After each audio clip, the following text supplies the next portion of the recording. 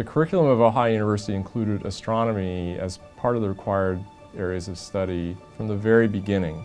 Manasseh Cutler himself was a polymath who had a scholarly interest in astronomy. And the university, we know, had a telescope which still exists today. It acquired in the late 19th century. Ohio University built its first observatory opening in 1938. The university acquired the Fecker telescope, a 10-inch refractor. That means it uses lenses rather than mirrors, around 1950. And that was to create a new observatory on the roof of the engineering building. So that was used for undergraduate classes and for a lot of public outreach.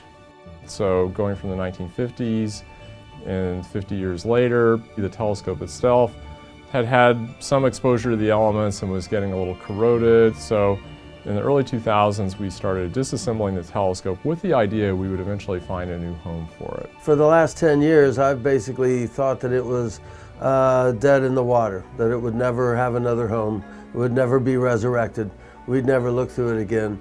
It became evident we wanted to take this fine telescope, the Fecker telescope, and find a new home. The opportunity came together, an authorization of funding from the Executive Vice President and Provost. We were able to launch the current construction project. There's an enormous amount of credit that is due to the personnel in our physics and astronomy department shops. Doug Schaefer and Mike Myers have done a fantastic job. That they went to enormous effort in order to study similar telescopes elsewhere where we could actually replicate that base, working with the Foundry in Cincinnati, and recreated it, and you wouldn't tell from looking at it now that it's not the original. The remainder of the telescope, it's absolutely a beautiful piece of scientific instrumentation.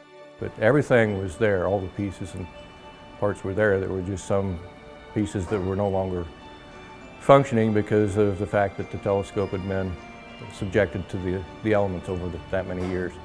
We didn't want to make any changes, any modifications. We wanted to keep everything exactly as it was when it was first built. So it was a lot of meticulous work in order to do that. Altogether, it weighs 4,400 pounds.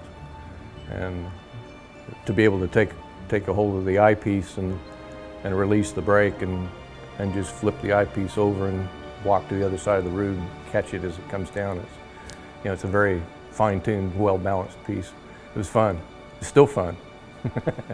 I met a lot of people that had used that telescope in the past, and they're all looking forward to having a chance to come back and use it again.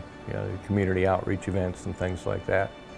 It'll be nice to see that. Ohio University program in astronomy has multiple purposes. Of course, we're educating our undergraduate students, but we're also interested in helping the community gain in their knowledge and sophistication about astronomy.